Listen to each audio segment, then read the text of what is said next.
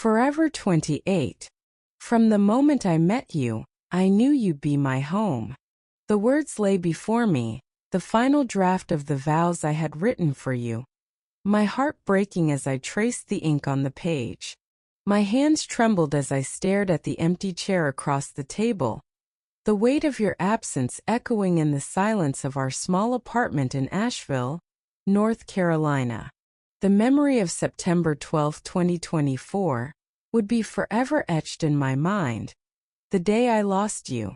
I sat on our modest balcony, the wooden railing rough against my palms, the smell of autumn crisp in the air. A bistro table with two mismatched chairs occupied the space, just big enough for our morning coffee rituals and evening talks.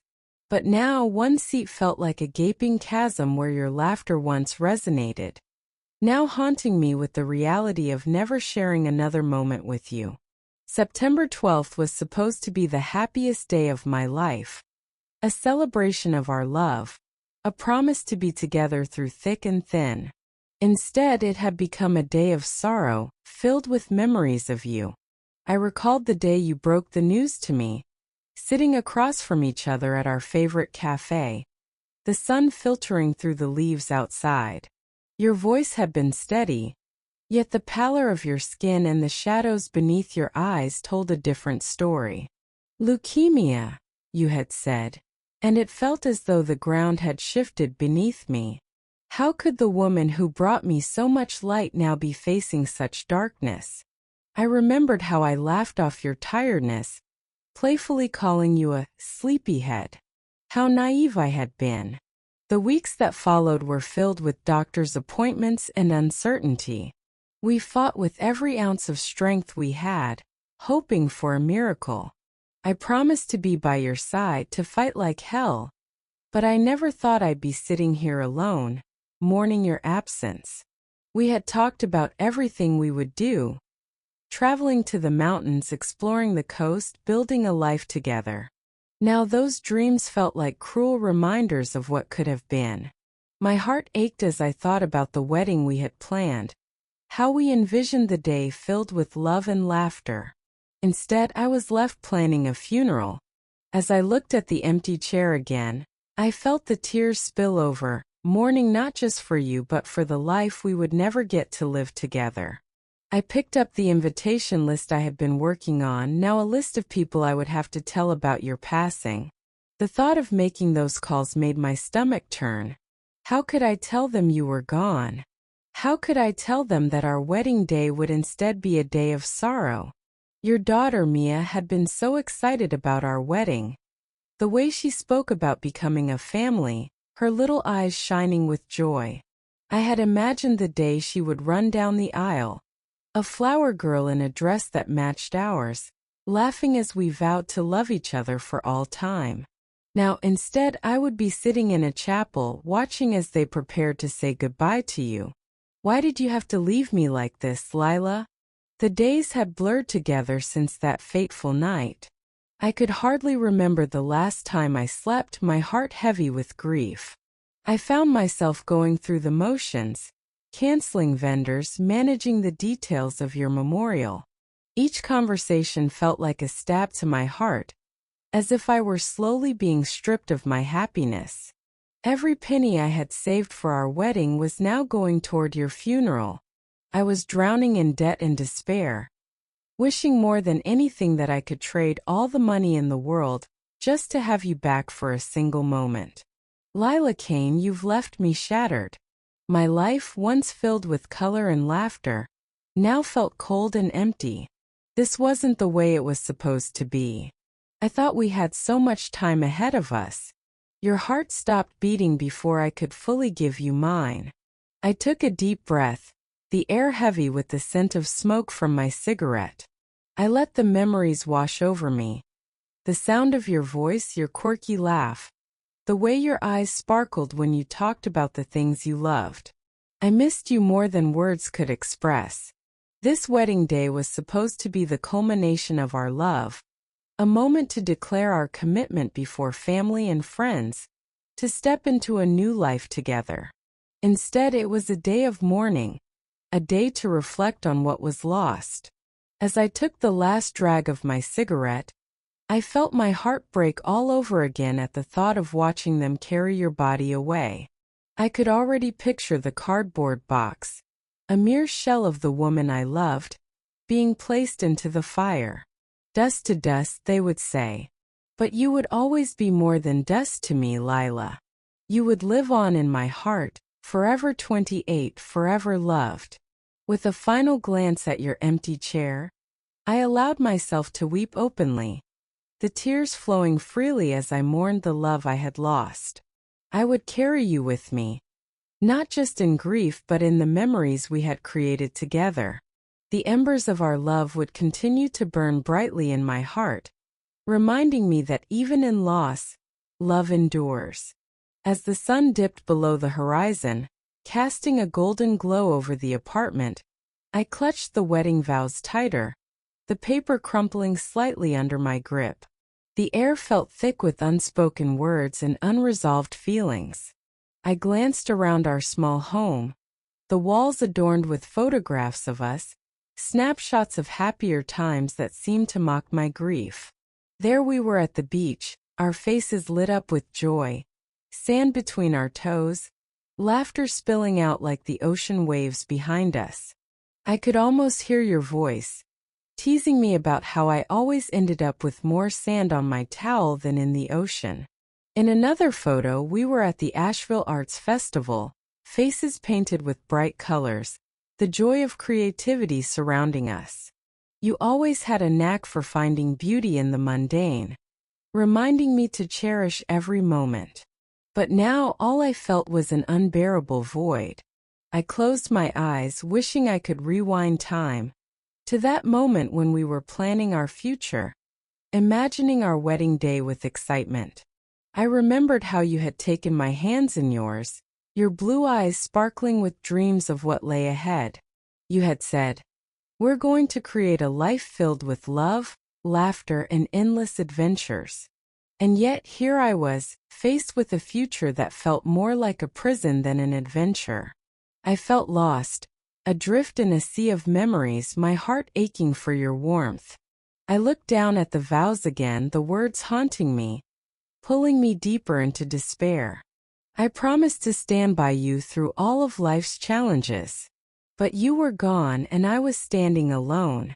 I decided to distract myself, perhaps to keep from drowning in sorrow. I reached for my phone, scrolling through pictures, desperate to feel close to you again. I stumbled upon videos from our hikes, the two of us in the mountains, capturing the beauty of nature and our love for each other. I pressed play, and your laughter rang through the speakers, vibrant and alive. It filled the room with a warmth that made my heart ache even more. I remembered that hike up to Max Patch, the way you had raced ahead, urging me to catch up, your hair dancing in the wind. I could see the sunlight filtering through the trees, creating a halo around you. It was in those moments that I realized I had fallen for you. Watching you embrace the world with such joy made me fall deeper every day. Tears streamed down my face as I watched, each giggle from you feeling like a knife to my heart, a reminder of what I could never experience again. I shut my eyes tight, willing the tears to stop, but they kept flowing. I was caught in a tempest of grief, and no matter how much I wanted to escape it, it was all-consuming. I promised to support you through your dreams. The words echoed in my mind, taunting me with their truth. I had always been your biggest cheerleader, celebrating your accomplishments and lifting you when you faltered. Now I felt like I had failed you. I should have fought harder. I should have demanded more options, more treatments. I should have found a way to keep you here with me. I wanted to scream, to rage against the universe for taking you away. But all that came out was a soft whimper as I curled up on the couch, burying my face in a pillow that still held your scent. It brought me a small sense of comfort, but it was fleeting. Time passed slowly, the clock ticking louder in the silence of the room. I found myself thinking of the logistics of the funeral, what flowers to choose, what music to play, and how to say goodbye. I envisioned Mia sitting in the front row, her innocent eyes wide with confusion, unable to grasp the enormity of loss at such a young age. I hoped she would remember you fondly, that the memories we had created together would live on in her heart. I finally picked up my phone, scrolling to the contact labeled Mia's mom. Taking a deep breath, I pressed call, feeling the weight of the world on my shoulders. "Hello." Her voice crackled through the speaker. "Hey, it's me. I have some news." The words hung heavily in the air, both of us silent for a moment as the gravity of my message sank in. "Oh no. What happened?" I could hear her breath catch, and I felt a wave of sorrow wash over me. "Lila, she's gone. She passed away this morning." Silence.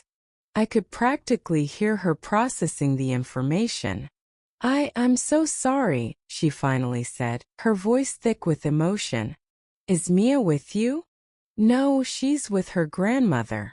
I wanted to tell you first. I didn't want her to hear it from anyone else. Thank you for calling. What can I do?" "I'm not sure. I just need to figure out how to move forward. I'm planning the funeral, and I wanted to make sure Mia can be a part of it, but we'll make sure she remembers her," she said firmly. "Lila was a wonderful person, and we'll honor her memory together. I'll talk to Mia tonight." I felt a small sense of relief, knowing Mia wouldn't be alone in this, that we would face it together. We spent a few more minutes on the phone, discussing the details, the heaviness of grief hanging between us. After we hung up, I felt drained but a bit lighter, as if sharing the burden made it easier to carry. Later that evening, as darkness settled around the apartment, I decided to gather the photos I had printed for the memorial. Each picture told a story, a piece of our life together. I carefully selected the ones that captured our love, the candid smiles, the spontaneous adventures, the quiet moments that defined us. I placed them on the coffee table, arranging them in a way that felt meaningful. As I worked, memories flooded my mind. I recalled our spontaneous road trip to the coast, how we had gotten lost but ended up discovering a small beach where we danced barefoot in the sand, the waves crashing around us. I remembered the evenings spent in the kitchen, cooking together, the aroma of spices filling the air as we shared stories of our day. Those moments felt so distant now, like they belonged to someone else. I wondered if I would ever feel whole again. As I finished organizing the photos, I sat back and took a deep breath, overwhelmed by emotion. I grabbed my phone again, this time scrolling to your number. I wanted to call you, to hear your voice just one last time, but reality set in, reminding me that you were gone. I leaned back on the couch, tears spilling down my cheeks as I closed my eyes. I let the memories wash over me, letting the sorrow seep into every part of my being. I knew I had to face tomorrow, to stand in front of friends and family, and somehow express the love I had for you. I lay down, the weight of grief settling on my chest. I could almost feel you beside me, your warmth enveloping me, reassuring me that I would carry your spirit with me always. And even though my heart was shattered, I knew I had to find a way to honor you, to keep your memory alive. Tomorrow would be hard, but I had loved you deeply, and I would continue to love you even in your absence. I would find a way to carry that love into the world, to celebrate the beautiful life you had lived. Forever 28, but always my Lila. As I drifted into a restless sleep, the embers of our memories flickered in my heart, reminding me that love endures even in the darkest of times.